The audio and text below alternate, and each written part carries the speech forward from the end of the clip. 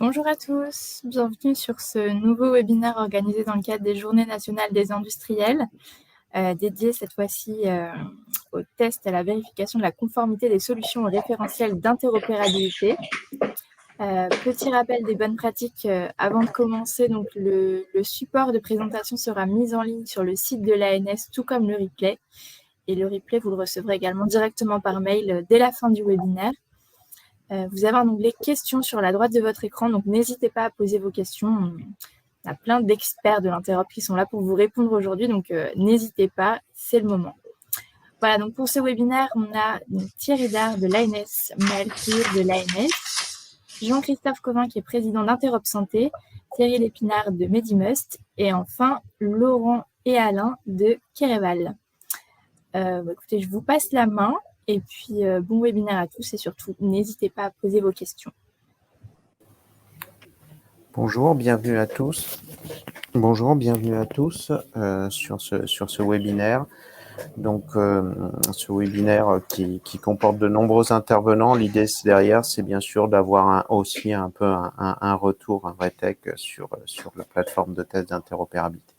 On verra schématiquement les finalités et les enjeux, le périmètre et les usages, le partenariat avec Interop Santé sur cet espace de test, les projectatons multivolets ANS et un retour d'expérience d'un industriel, et puis quelques annonces. Sur l'espace de test d'interopérabilité des systèmes d'information de santé, finalités et enjeux, en réalité, cela a commencé en décembre 2019, notamment par l'avancement de la feuille de route du numérique en santé, puisque dans la feuille de route du numérique en santé, l'action 10 prévoyait la mise à disposition d'un espace de test d'interopérabilité national. Et cet espace de test a ouvert en novembre 2019. L'idée derrière, c'était de permettre aux éditeurs des systèmes d'information de santé de vérifier la conformité de leurs solutions au référentiel d'interopérabilité.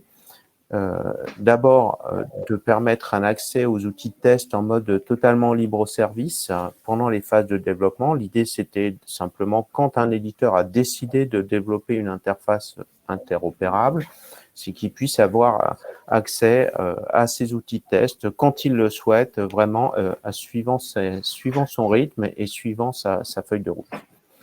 L'autre idée qu'il y avait, c'était que de pouvoir exécuter des cas de test de vérification de conformité d'un système d'information de santé en vue de la publication des résultats de tests.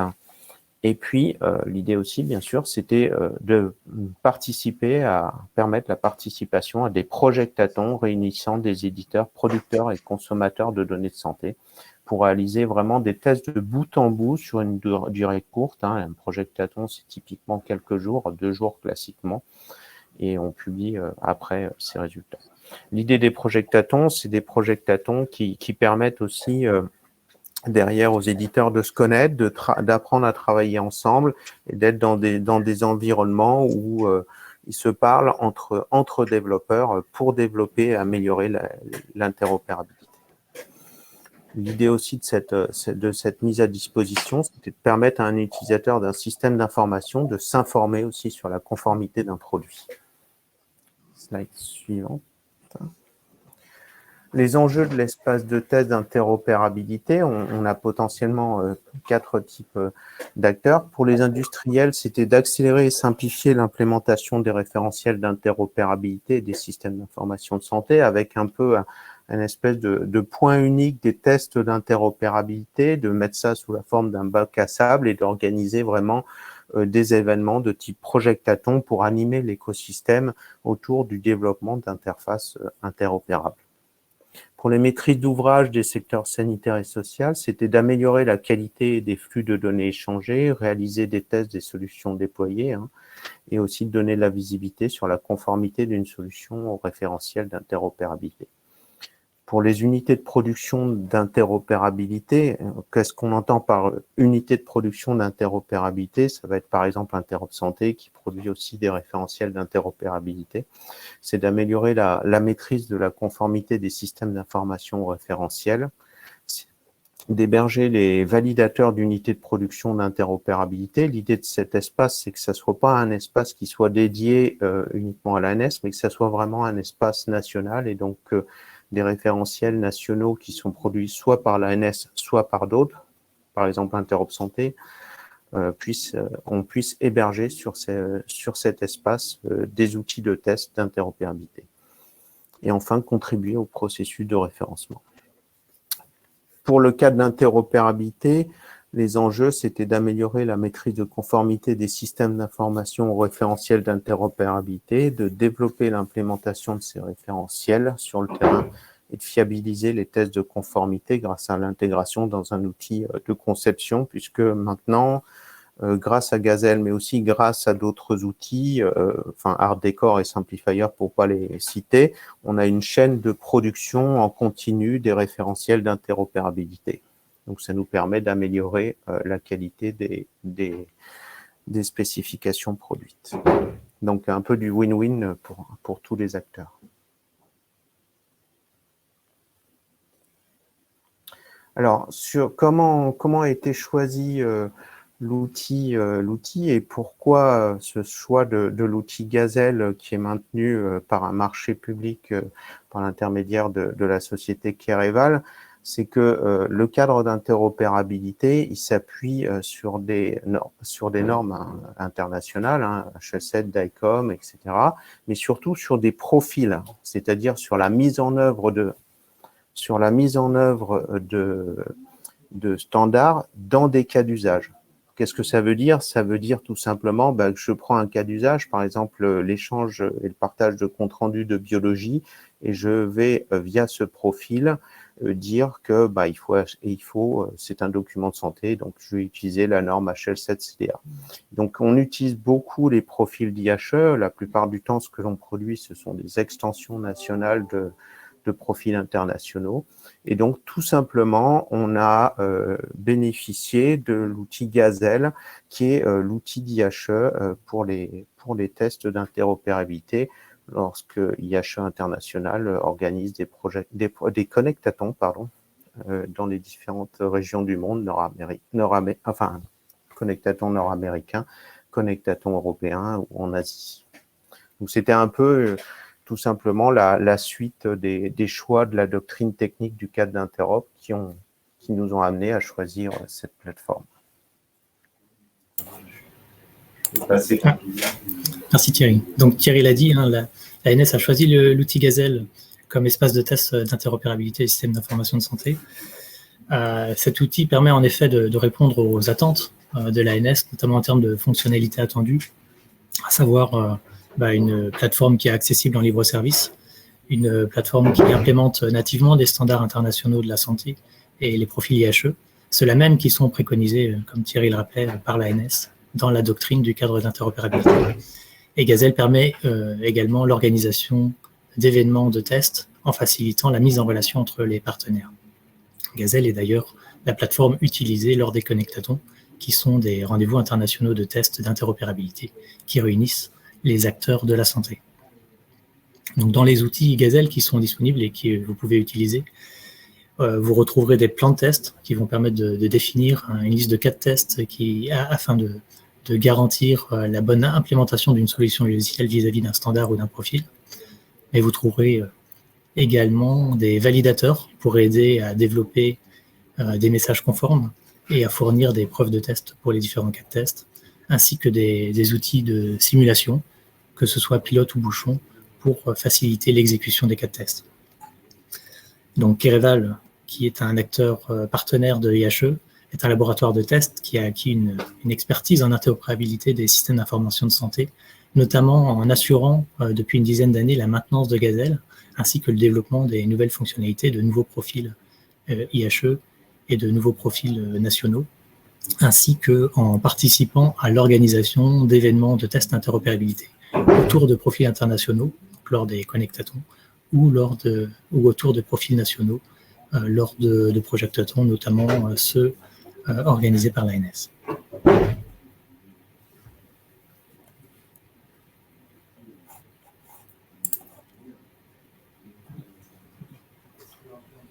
Alors, je ne vois pas de questions pour l'instant.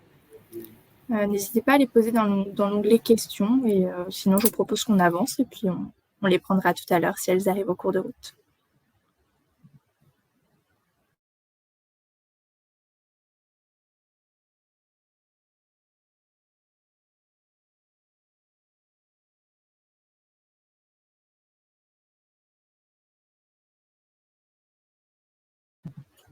Je ne sais Oui, pas je vais reprendre la main.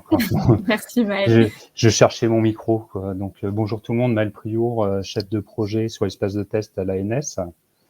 Ce qu'on voulait vous présenter ici, c'est que l'ANS propose plusieurs services de test. Hein. Comme l'a rappelé Thierry et Laurent, il y a des tests en regard du CSIS, des systèmes d'information de santé, quoi, en fait, qui concernent soit les volets en CDA ou soit les volets FHIR. Mais aussi, l'ANS propose des tests au regard du répertoire opérationnel des ressources, le ROR, mais aussi de l'annuaire RAS et des commandes de cartes.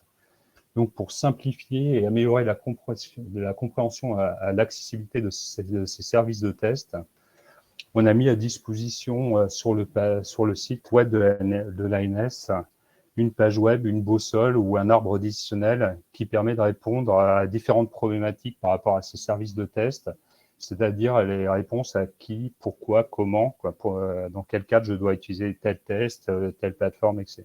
et autres. On va aussi retrouver sur cette page, c'est le premier lien que je vous ai mis en fait, des différents accès aux documentations, aux manuels utilisateurs et bien sûr l'accès aux différents services de test. Ce qu'on voulait vous montrer par rapport à l'espace de test qu'a décrit Laurent et Thierry, c'est la simplicité d'utilisation et qu'on voulait vous le mettre à disposition une plateforme de test qui soit accessible en mode libre service et très simple d'accès. Pour la démonstration, comme on va la faire par copie d'écran, donc mais on aurait pu reprendre la main, mais donc là on accède donc à la page web, on va vous la remettre dans le chat. Ben, merci Elodie, tu viens juste de le faire. Donc on accède donc à l'espace de test. En accédant à cet espace de test, pour un document CDA, il nous suffit de cliquer sur ANS, valider, on upload, on télécharge son document CDA, celui qu'on veut vérifier. On choisit à quel type de document il doit se conforter, ce document CDA. Typiquement, ça peut être un volet de synthèse médicale, un compte-rendu de biologie ou une lettre de liaison. Donc, on choisit sur quel type de document il doit être valide. On clique sur le petit bouton « Valider ». On attend 2 petites secondes et on a accès à un rapport de validation qui nous indique les erreurs ou la bonne conformité de notre document CDA. Donc ici, ce qui était important pour nous de vous montrer, c'était vraiment la simplicité d'utilisation de la plateforme de test. Donc la plateforme, comme je vous le disais, la plateforme de test est accessible en mode libre service sur différents services, sur des services qui sont soit proposés par l'ANS, sur les volets CDA, sur des volets FHIR, sur les archives IHEXDM. Les archives IHEXDM, ce sont les archives, les documents qui vont être échangés par messagerie sécurisée de santé, quoi. Donc, on peut vérifier à tout moment ces développements sur l'ensemble de ces référentiels. On va pouvoir aussi vérifier au regard des services d'interop santé. Jean-Christophe en parlera plus tout à l'heure, mais aussi, comme le rappelait Laurent au tout début, comme c'est une plateforme internationale, on va aussi pouvoir valider au regard des services IHE. La plateforme est aussi utilisée pour nous dans le Ségur. C'est notre plateforme qui a été montée pour des raisons d'accessibilité et d'audit. À la différence du mode libre service, ça va être sur un périmètre plus restreint, celui du Ségur. On va demander à l'éditeur de jouer des scénarios et de valider des étapes. Donc, dans ce mode-là, sur la plateforme Ségur, l'utilisateur va donc être connecté et c'est ce qui va nous servir pour la vérification de la bonne conformité de son logiciel. Donc, la création du compte, on comptait vous le redire, est faite au moment où vous avez déposé le dossier de candidature sur la plateforme win.io de l'ANS et que le dossier est accepté, votre compte sur l'espace de test Ségur est créé.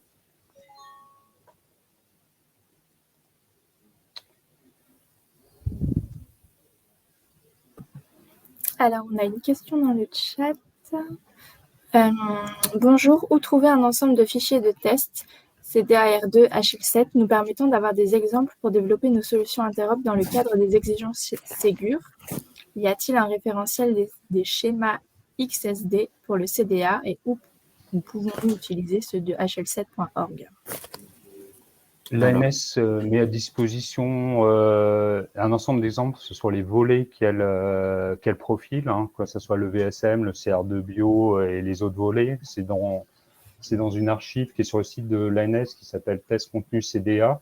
Pour la vérification XSD, en fait, c'est fait sur l'espace de test aussi, qu'on va vérifier par rapport au schématron, mais par rapport aussi au XSD d'HL7. Je ne sais pas si j'ai répondu à votre question. Moi, je peux compléter pour la partie HL7V2. Donc, vous avez dans les extensions françaises du profil PAM des exemples de segments PID, donc pour transporter l'INS, par exemple. Et sinon, donc, on en parlera tout à l'heure, dans Gazelle, vous avez un outil qui s'appelle le Patient Manager, qui est une sorte d'un petit simulateur d'une gamme, et qui permet de générer des messages HL7V2. Alors pour que ça fonctionne, il faut que vous ayez une application derrière le Patient Manager. Sinon, tous les messages, de toute façon, sont visibles, enfin, sont accessibles. Tous les messages qui ont été testés, générés par d'autres éditeurs sont visibles. Donc, vous pouvez aussi vous inspirer des messages qui ont déjà été générés et qui ont été validés par Gazelle. Donc, il y a pas mal de sources, en fait. Peut-être en complément sur la validation CDA, la simple validation du schéma n'est pas suffisante, hein. Un schéma vous donne la conformité avec le standard CDA, le standard donc HL7. Ce qu'on demande, c'est bien une conformité par rapport à un profil du cadre d'interop ou un profil IHE, ça dépend.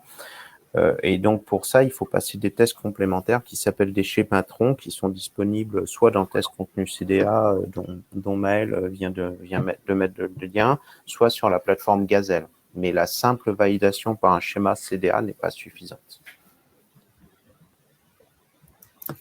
Merci à vous tous. Je ne vois pas d'autres questions dans le chat pour l'instant. Je propose qu'on passe à la suite. Donc, on vous montrait tout à l'heure qu'on pouvait valider sur l'espace de test en mode libre service par rapport à l'ensemble des référentiels validés, qu'ils soient nationaux ou internationaux, en fait. Et là, je vais laisser la place à Jean-Christophe qui va parler des profils d'interop santé et d'espace de test. D'accord. Donc Interop Santé s'est doté d'une plateforme Gazelle. Donc, on a commencé à travailler là-dessus en 2016, en fait, au sein de l'Interop Santé. Donc, on a contacté IHE donc, pour qu'on puisse avoir en France une plateforme de tests d'interopérabilité. Donc, ça a démarré en 2016. On n'a pas juste déployé la plateforme, on a aussi demandé des développements complémentaires, notamment pour localiser les outils de la plateforme Gazelle. Donc, c'est des outils de validation de messages HL7. Donc, d'après le profil IHE-PAM et des extensions françaises qu'on appelle PAM-FR, ainsi que les contraintes de données HL7 dans le contexte de la France, hein, notamment comment on va gérer des identifiants particuliers comme le RPPS, l'INS, ce genre de choses, définir des jeux de valeurs. Donc, tout ça, c'est des évolutions qu'on a demandées. Donc, au niveau on a également un outil de validation de flux au format H'XML. Alors ça, c'est vraiment que du schéma, c'est pas du schématron, donc c'est vraiment la conformité de messages H'XML par rapport à un XSD. Comme je l'ai dit tout à l'heure, donc on a demandé aussi des développements sur des outils de simulation, donc donc ce qu'on appelle le Patient Manager, donc pour gérer des messages d'identité, bien sûr, au niveau des patients, mais vraiment pour gérer un petit peu tous les flux que l'on va trouver dans un hôpital, donc la gestion des séjours et la gestion des mouvements. Et pour ça, donc on s'est appuyé sur des travaux qui avaient été entrepris avant par une initiative qui s'appelle BP6. Je ne sais pas si vous vous souvenez de tout ça. Donc c'était un peu les acteurs du domaine des systèmes d'information, aussi bien privés que publics, qui avaient travaillé sur des scénarios, déjà une charte de bonnes pratiques, un BP c'est bonnes pratiques, et on avait décliné cette charte dans des scénarios de test qu'on a ensuite mis en œuvre sur cette plateforme Gazelle d'Interop Santé. On avait également donc on a utilisé l'outil de simulation SVS de Gazelle pour stocker tous les jeux de valeurs qu'on utilise, bien sûr. Et on a également un outil qui s'appelle Demographic Data Server pour gérer des identités. Donc on a on a investi à peu près 150 000 € quand même, c'est une grosse somme d'argent. Et lorsque l'État donc a publié sa feuille de route, donc avec un focus sur la partie test. Donc du coup, on a Interop Santé. Donc on est allé voir. Donc à l'époque, c'était Dominique Pont et Laura Letourneau. Et puis il y avait des gens également de l'ANS. Et puis on a proposé de collaborer sur cette plateforme de test et de migrer tous nos services sur la plateforme de test nationale. Donc c'est ce qu'on a fait. C'est ce qu'on a fait l'année dernière. Donc on a un accord de partenariat. Donc actuellement, tous les outils qu'on a développés jusqu'à présent sont migrés sur la plateforme de test nationale. Dans le cadre du Ségur, on a profité du Ségur aussi pour faire des développements, sur l'INS, notamment pour faire évoluer le Patient Manager, donc pour gérer donc les traits forts de l'INS, bien sûr l'INS plus son EID, la liste des prénoms, également le code INSEE de la commune donnée. Je crois que c'est ce qui manquait en fait dans le Patient Manager pour pouvoir générer des messages conformes au référentiel INS. Donc voilà, donc l'ANS gère le niveau 1, donc toutes les demandes d'évolution de correctifs passent par le niveau 1 de l'ANS. Alors, c'est pas ce que je lis. Oui, c'est ça. Et nous, on est sur le niveau 2. Donc, si vraiment il y a des questions très spécifiques ou des évolutions à faire, dans ce cas-là, donc sur les outils partagés, dans ce cas-là, on prend la main. Donc, Interop Santé fait également des formations sur différents profils IHE, notamment au niveau du PAM. Et dans le cadre de ces formations, donc, on propose également une heure ou deux pour utiliser l'outil Gazelle. Donc, par exemple, sur la formation IHE-PAM que fait Yoann Poiron, il a prévu du temps pour montrer comment on configure son système, comment on le branche sur Gazelle, comment on peut générer des messages, comment on peut valider des messages. Voilà, donc Gazelle permet de faire pas mal de choses. Permet même de faire des tests d'usine, c'est-à-dire que vous pouvez appeler des API dans Gazelle. Vous n'êtes pas forcément obligé de passer par des IHM. Vous pouvez appeler automatiquement des API qui vont valider automatiquement des messages qui sortiraient, par exemple, de plans de test automatisés sur vos plateformes de fabrication. Donc voilà, donc pour nous c'est vraiment, on est vraiment très content. On s'en Interop Santé, tous les adhérents que l'État, l'ANS reprennent ce service. Bon, c'est vrai que c'est assez lourd à gérer. Je vous avoue que c'est quand même quelque chose d'assez lourd à gérer. Donc, il fallait quand même une organisation qui puisse reprendre ça en main et puis qui ait suffisamment pas de pouvoir, mais qui soit reconnu pour pouvoir justement inciter les industriels à utiliser la plateforme. Et le fait que la plateforme soit utilisée également dans le Ségur, donc pour la partie référencement, ça c'est vraiment aussi quelque chose qui est très important donc pour les futurs travaux.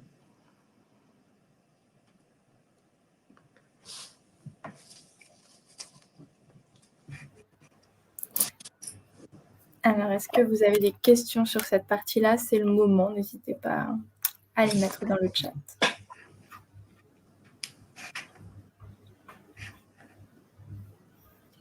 Visiblement, c'était très clair.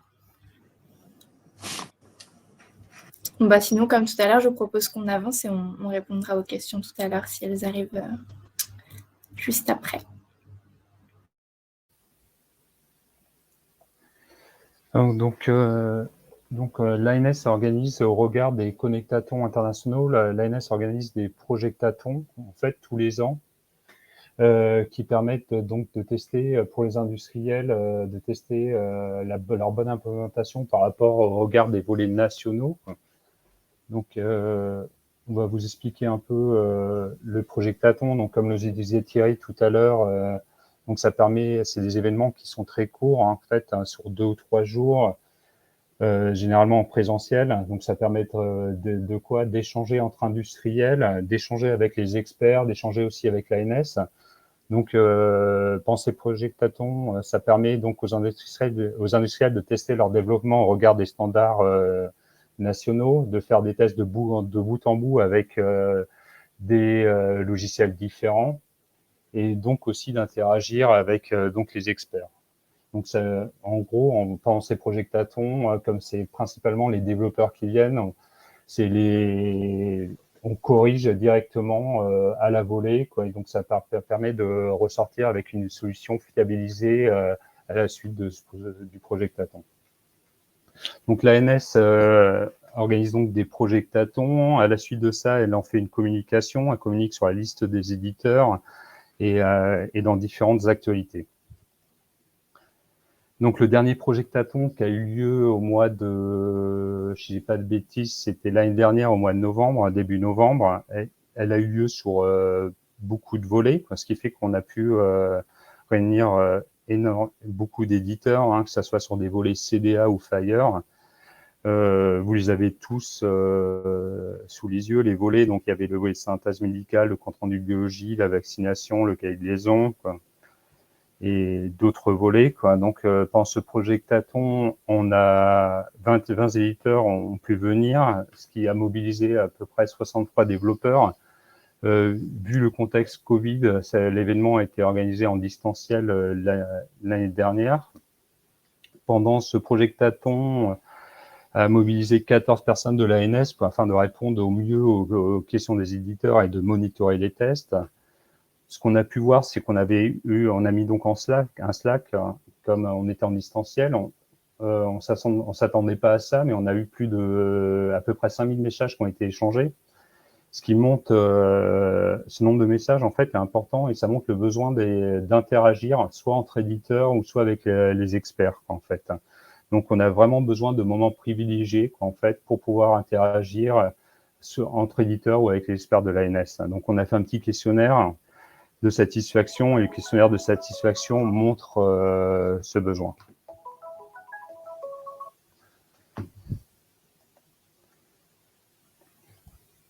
Donc, j'étais très rapide sur le dernier Projectathon. Je ne sais pas si vous avez des questions ou pas. Toujours pas. Toujours. Vous êtes très très clair. Compléter ce que tu dis par rapport à ces Projectatons, c'est vraiment quelque chose de. Je pense que c'est très important en fait. Il suffit pas d'avoir une plateforme de test derrière, il faut faire l'animation et le Projectaton, c'est vraiment le canal idéal pour l'animation. Ça permet de mettre en contact donc tous les experts de l'ANS avec les experts les développeurs des industriels, puisque c'est vrai que avoir des spécifications, c'est bien, avoir des notes de communication avec l'ANS, c'est bien, mais finalement, rien ne vaut les contacts humains. Et alors là, c'est vrai que c'était à distanciel, mais il y avait quand même ces messages via le chat. Et puis, de toute façon, les futurs Projectatons seront organisés en présentiel, je suppose, après ces 2 années terribles qu'on a connues. Et voilà, donc je voulais vraiment souligner, et puis vous remercier pour continuer cette démarche de Projectaton. Alors c'est vrai, le Projectaton le premier que vous aviez organisé, l'ANS, c'était dans le cadre du Connectaton à Rennes. C'était il y a 2 ans. Non, c'était en 2020, c'est ça. Et ce qui serait bien, dans un contexte franco-français, mais c'est aussi l'idée aussi, c'est quand même de les faire au sein de connectatons internationaux, notamment les connectatons européens, puisque ça permet aussi à ceux qui participent, donc aussi bien les auditeurs de l'ANS que les industriels, d'être confrontés aussi aux équipes internationales et avoir un petit peu ce qui se fait à l'étranger, de faire un petit peu de réseauter aussi, c'est hyper important, notamment avec l'interopérabilité, c'est pas que franco-français, ça devient européen. Il y a le volet de synthèse médicale, par exemple, qui arrive. Il y a des échanges transfrontaliers. Donc ça, c'est quelque chose auquel je voudrais insister. C'est vraiment bien sûr de continuer les Projectatons franco-français, mais aussi d'aller un tout petit peu plus loin et de les faire au niveau international. je pense que tout le monde aurait à y gagner. Et voilà, donc je ne sais pas si je serai écouté, mais en tout cas, c'est un message que je voulais faire, que je voulais profiter de cette session pour faire passer ce message. Oui, merci Jean-Christophe. Ce message, il est bien entendu. C'est vrai que l'interop, c'est maintenant européen. Enfin, ça a toujours été européen et international, et ça, on l'a bien en compte. Je te promets pas forcément pour le prochain Projectathon, mais c'est des choses qu'on peut réfléchir bien sûr conjointement. Peut-être sur l'aspect Projectathon, c'est pour nous vraiment très très important, parce que pour nous c'est du win-win, c'est aussi de l'accompagnement industriel, et aussi on apprend des industriels. Et c'est quelque chose aussi d'important pour nous, c'est-à-dire que on peut avoir des spécifications qui à un endroit sont pas très claires ou qui le sont pas suffisamment, et ça nous est plusieurs fois arrivé que les industriels nous montrent des points pas clairs, des points à éclaircir. Et donc, c'est pour nous un vrai win-win, et c'est quelque chose d'extrêmement important. Et bien justement, s'il n'y a pas d'autres questions, je crois que j'en vois pas. On a une question dans le chat, mais je crois que Maëlle est en train de répondre. Je sais pas. Bon, je vous la lis. Concernant l'utilisation du patient manager via l'API pour avoir des tests automatisés dans nos logiciels, nous avons rencontré pas mal de dysfonctionnements. Est-ce que c'est prévu de mettre un accent sur cette partie pour que les éditeurs puissent utiliser pleinement ce service via l'API ?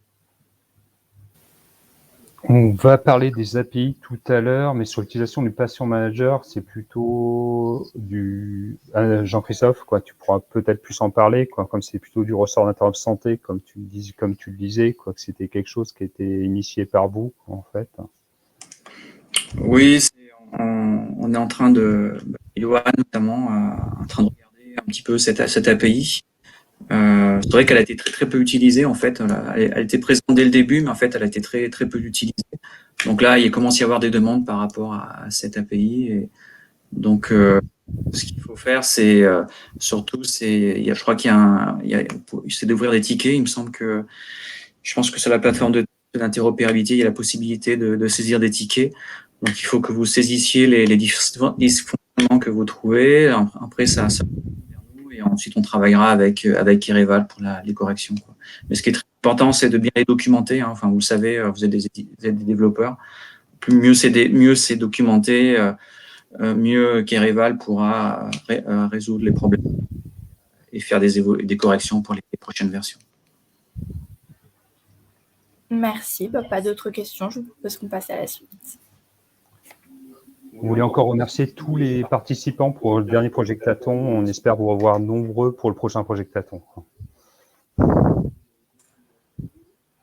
Celui de novembre, c'est ça ? Thierry va en parler sur la fin. Ok. Bonjour à tous. Oui, effectivement, Medimust a participé aux 2 derniers Projectatons, en tout cas, qui ont eu lieu. Alors, le premier, effectivement, était en présentiel, et il y avait peut-être un petit côté convivial assez sympa, parce qu'on partageait à la fois du travail et puis un peu de temps libre, et c'était hyper productif. Le deuxième s'est déroulé en visio. C'était forcément un petit peu moins convivial, mais par contre, il y a eu un nombre énorme d'échanges, beaucoup de partages, beaucoup de documents qu'on a pu envoyer et tester. C'était plutôt assez productif. Sur l'intervention que vous m'avez demandé, effectivement, qu'est-ce qu'on implémente, nous, les logiciels de gestion de cabinet, dans nos produits comme CDA. Alors, principalement, effectivement, on a travaillé au départ sur du volet de synthèse. Le volet de synthèse faisait partie de la labellisation e-santé dans la version 2.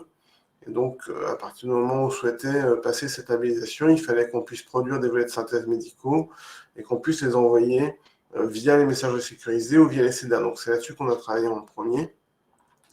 Et on a, pour ça, utilisé les outils principalement fournis dans le cadre du test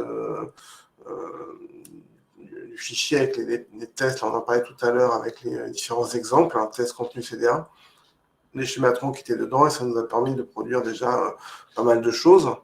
On a travaillé ensuite sur les lettres de liaison. Alors, les lettres de liaison, en particulier à l'entrée à l'hôpital, qui sont finalement des éléments qui sont un petit peu plus simples que les volets de synthèse, mais qui contiennent un peu les mêmes chapitres pour ce qui est la description de base du dossier patient. Et puis nous, éditeurs de logiciels pour les médecins libéraux en cabinet, on va par contre devoir lire l'ensemble des CDA qui sont produits. Alors, principalement les afficher, puisque on va avoir des facilités à les afficher dans des navigateurs. Et pour ce qui est de la biologie, là, c'est plus qu'afficher les résultats, puisqu'il faut les interpréter, il faut récupérer les données qui sont dedans, produire des courbes de suivi. Et tout ça, c'est un gros travail qu'on fait depuis maintenant quelques années. Alors, l'espace de test qui a été mis en libre service, c'est l'espace de test qu'on utilisait déjà dans les projectatons, ce qui fait que quand il a été mis en ligne, on le connaissait plutôt déjà bien. Et il nous a permis, en particulier, de pouvoir faire des tests toute l'année, en permanence. Et ça, c'était vraiment plutôt positif, d'aller vérifier effectivement ou d'aller voir des exemples de production d'autres éditeurs, ce qui est là aussi très intéressant. Et on l'a en plus utilisé dans le cadre des vérifications de conformité qui nous sont demandées pour valider l'ensemble des cas de tests, qui sont prévus sur toutes les données en fait. Alors on a des cas de tests qui vont contenir de l'information médicale, d'autres qui vont ne pas en contenir volontairement, d'autres qui vont être la volonté du patient, de parler des choix. On a plein de cas de tests qui sont assez intéressants, voire un petit peu compliqués, et qu'on peut tester complètement sur ces plateformes. Maintenant, c'est plutôt facile. Je ne sais pas s'il faut que je revienne sur les projectatons. En tout cas, c'est vraiment une opportunité intéressante de rencontrer tous nos collègues, de travailler avec eux, d'échanger du contenu. C'est vrai que dans le cadre de la fabrication de CDA, une des choses qu'on recherche le plus, c'est des fichiers d'exemple. La norme est un petit peu compliquée, on va pas le cacher. Et quand on travaille sur la base d'exemples, on avance toujours un petit peu plus vite. Et comme il y a beaucoup de cas de figure, plus on a d'exemples et plus c'est facile. Donc les projectatons nous permettent de recevoir finalement tout un tas de documents, de les valider. Ils sont validés en plus en parallèle par des techniciens d'ANS qui vont faire des remarques même complémentaires à ce que sortent les schématrons et les contrôles des IHE, les contrôles des XSD. Bref, il y a plein d'outils qui sont vraiment intéressants pour avancer. C'est vrai que nous, à chaque fois qu'on a participé au projectaton, on a avancé un petit peu plus sur tous ces sujets, c'est clair. Voilà. Si vous avez des questions sur ces retours d'expérience, je suis à votre disposition, il n'y a pas de problème.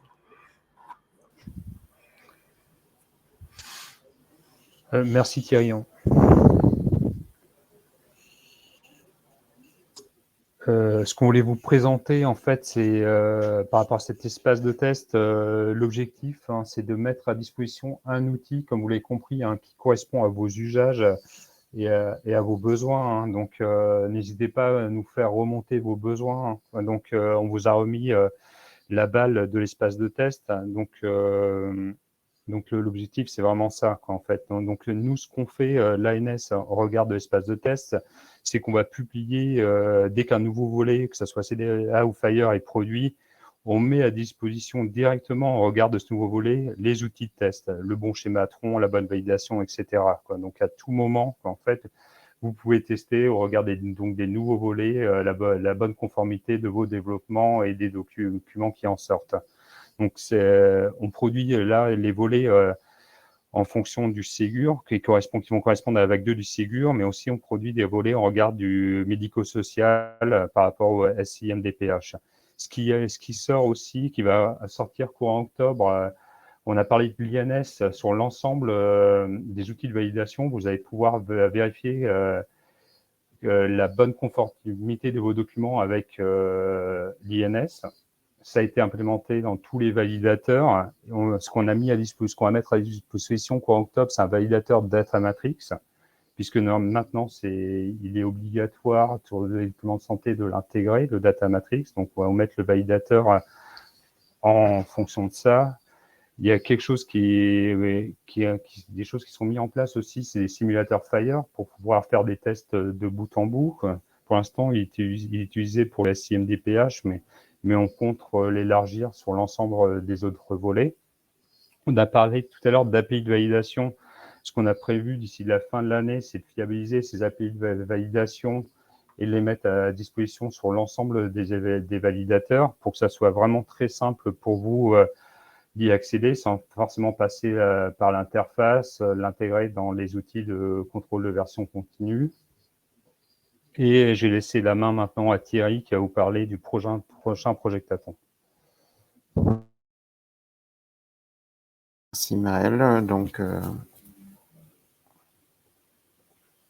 comme chaque année, l'ANS organise un Projectathon.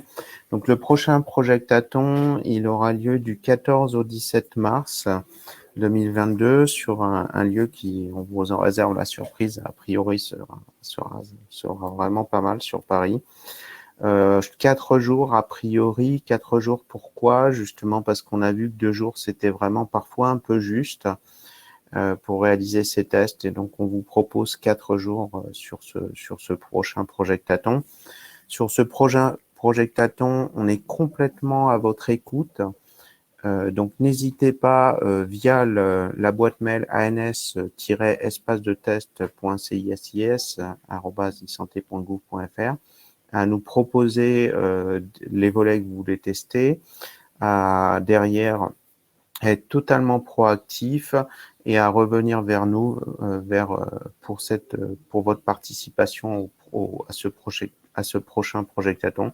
Encore une fois, il s'agit pour l'ANS de mieux vous accompagner, de mieux vous aider dans l'implémentation des normes et des standards. Voilà à peu près comment on peut conclure ces webinaires sur l'espace de test. Je voulais vous profiter pour remercier l'ensemble des intervenants, notamment Jean-Christophe et Thierry, et aussi Laurent sur leurs interventions respectives. Et vraiment, on reste totalement à votre écoute. N'hésitez pas à nous écrire pour toute suggestion, pour toute question. Merci à tous. On va peut-être regarder s'il y a On va ouvrir le temps d'échange si vous avez bien sûr des questions. N'hésitez pas, il nous reste encore quelques minutes. Alors, je vois. Y a-t-il une adresse mail de contact si jamais nous avons des questions autour de l'interopérabilité? Oui, on a une adresse mail de contact, je vais vous la remettre dans le chat.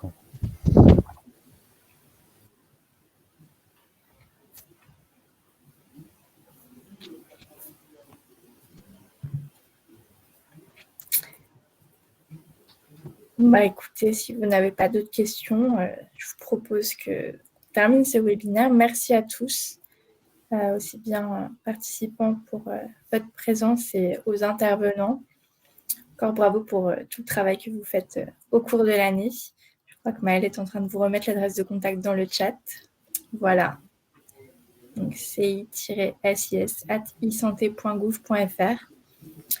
Écoutez, voilà. Merci à tous. On se retrouve très bientôt. Vous allez recevoir le replay d'ici quelques minutes et on va mettre le support de présentation en ligne dans les prochains jours. Et puis, à très bientôt et bonne fin de journée. Merci pour tout, Élodie. Merci. Au revoir. Merci, à bientôt au Projectathon, bien sûr. Exactement. Merci beaucoup. Au revoir. Merci, au revoir.